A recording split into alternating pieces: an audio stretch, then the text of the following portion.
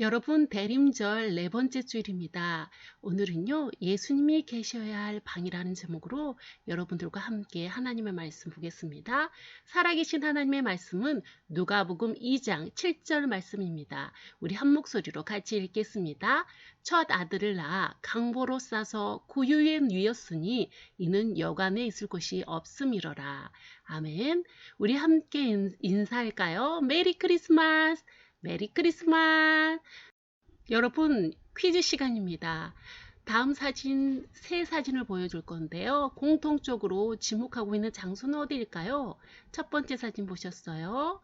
네. 두 번째 사진 볼까요? 보여주세요. 네, 두 번째 사진입니다. 과연 어디일까요? 어느 장소일까요? 마지막 사진 보겠습니다. 네, 이제 알겠죠? 정답은 무엇일까요? 오, 그렇죠. 딩동댕. 정답은 바로 베들레헴입니다. 실제 베들레헴을 보겠습니다. 지금 지도상으로 갈릴리 호수를 따라 흘러 내려오면은 바로 예루살렘이 왼쪽으로 보이죠. 그 예루살렘 밑으로 베들레헴이 되겠습니다. 여러분, 성경에서 배로 시작하는 것은 다 집을 뜻해요. 레헴은 떡빵을 의미합니다. 자, 베들레헴은 생명의 떡, 빵을 의미하는데요. 베들레헴에서 나신 예수님은 어떤 분이라고요? 생명의 떡, 생명의 빵이라는 의미를 갖고 있죠. 탄생교회가 크게 보이고 있죠. 지금 이곳은 베들레헴의 재래시장입니다. 아랍인들이 이렇게 살고 있습니다. 우리나라의 재래시장과 거의 비슷하다고 보겠습니다. 베들레헴 빵인데요. 이 빵은 아주 답니다. 그리고 이건 주식이라고 할 수 있는 빵입니다. 우리나라에는 떡이 있지만 그 나라에서는 떡이라고 부르지 않고 빵이라고 부르죠. 자, 예수 탄생교회 다시 보시고 계십니다. 지금 보시는 바와 같이 작은 구멍, 문이 있죠. 그게 바로 겸손의 문입니다. 이 겸손의 문을 뚫고 들어가면 지하가 나와요. 지하 동굴이 나오는데 그곳에 예수님이 태어나신 곳, 별 모양이라고 불리는 곳이 있어요. 자, 별 모양이 어떤 별이라고 불릴까요? 바로 동방박사의 별이라고 불립니다. 실제 베들레헴의 동방박사의 별을 보시겠습니다. 예수님의 탄생 자리라고 불리는 동방박사의 별. 꼭지점이 몇 개일까요? 두구두구두구두구. 바로 14개입니다. 와, 꼭지점이 상당히 많네요. 14개 기억하세요. 자, 그렇다면 우리 이 베들레헴에 대해서 조금 더 알아보고자 합니다. 베들레헴에서 누가요? 예수님이 태어나셨죠. 예수님 당시에는 로마의 황제가 있었어요. 유대의 헤롯 왕도 있었습니다. 여러분께 묻겠습니다. 황제가 높을까요? 아니면 왕이 높을까요? 그렇습니다. 황제가 높습니다. 그 당시에는 로마 황제가 어떤 왕을 세울지 왕을 지목하게 됩니다. 그래서 헤롯 왕이 세워지게 되죠. 로마 황제는 헤롯 왕이 조금 마음에 들지 않아서 유대인들에게 세금을 거두라고 명령합니다.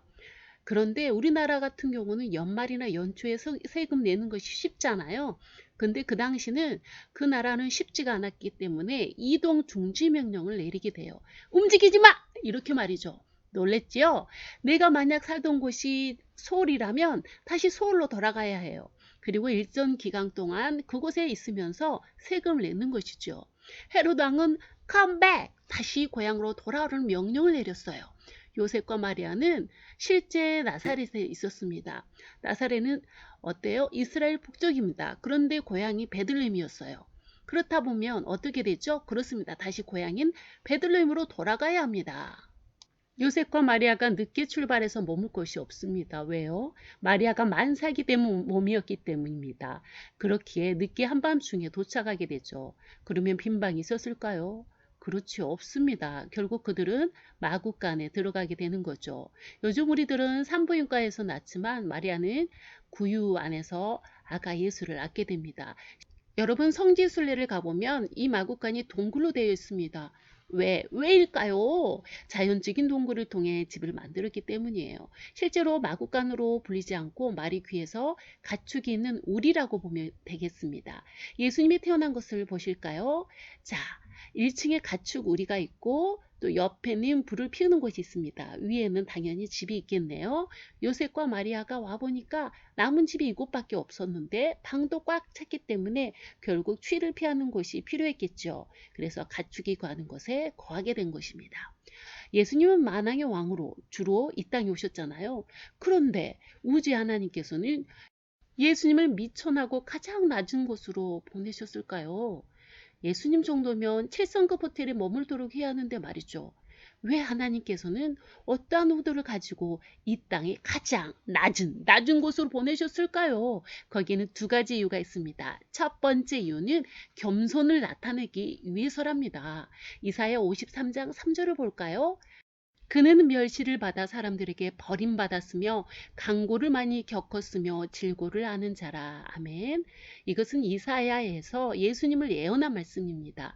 이사야 53장 2절을 보면 예수님의 외모에 대해서도 나와 있어요. 같이 읽겠습니다. 그는 마른 땅에서 나온 뿌리 같아서 고운 모양도 없고 풍채도 없은즉. 우리가 흔히 보는 예수님의 모습은 얼굴도 하얗고 백인인 모습 같죠? 그런데 다 뻥이에요. 예수님은 백인이 아닙니다. 예수님은 팔레스타인이에요. 팔레스타인 사람입니다. 까무잡잡한 사람인 거예요. 여러분, 다음 중 외모가 가장 뛰어난 사람 누구입니까? 차인표, 정우성, 박보검, 차은우, 예수님 누구입니까? 예수님이라고 말한 사람은 진실을 말하지 않는 사람입니다, 여러분. 성경에 의하면 답은 예수님이에요. 예수님은 풍채도 없고 고운 모양도 없다고 그랬어요. 거울 속에 내 모습을 보세요. 혹시 내 외모가 별로다 하신 분 있나요? 이제 비관하지 마세요. 예수님도 잘생기지 못한 얼굴로 이 땅에 오신 것입니다. 예수님의 외적인 모습은 결코 뛰어나지 않았어요. 겸손의 왕으로 오셨기에 못생긴 거예요. 예수님은 마지막 십자가에 죽으실 때 모든 옷을 벗김을 당하셨습니다. 이것은 수치를 뜻합니다. 이것은 만왕의 왕이 겸손의 몸으로 오셨음을 이야기하고 있어요. 두 번째 이유를 볼까요? 두 번째 이유를 보면 예수님께서 이 땅에 오신 이유가 바로 가장 낮은 자들과 친구가 되기 위해서 오셨습니다. 주위를 둘러보세요. 인맥이 좋은 분들을 보면 부럽지요. 방탄소년단이 친척이라면 얼마나 좋겠습니까? 그런데 저는 그런 인맥이 없어요.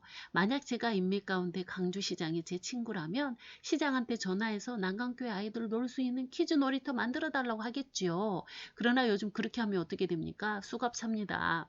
자, 예수님은 인맥을 일부러 만드셨어요. 사회적 약자들과 인맥을 만드십니다.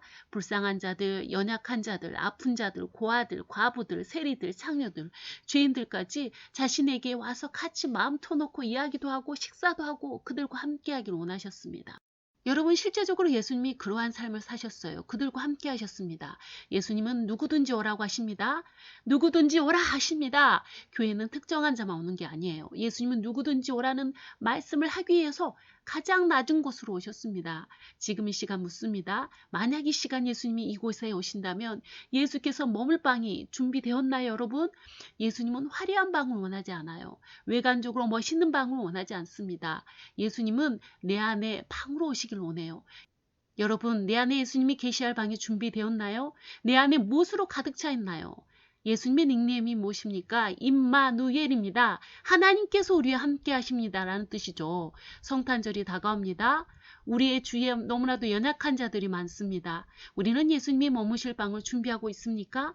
내 방이 지금 나의 욕심과 이기심으로 가득 차서 죄로 가득 차서 주님을 초대하지 못한다면 시간 주님께 고백하십시오. 나를 용서해달라고 내 안에 사랑이 부족하다면 주님 저에게 사랑의 은사를 주세요라고 외치십시오.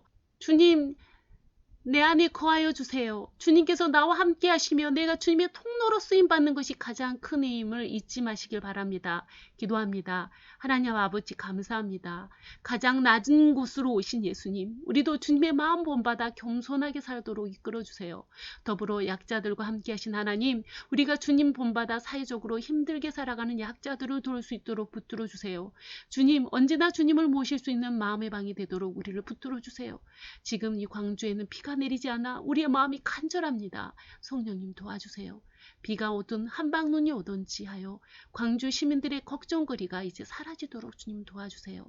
간절히 기도합니다. 예수님의 이름으로 기도합니다. 아멘.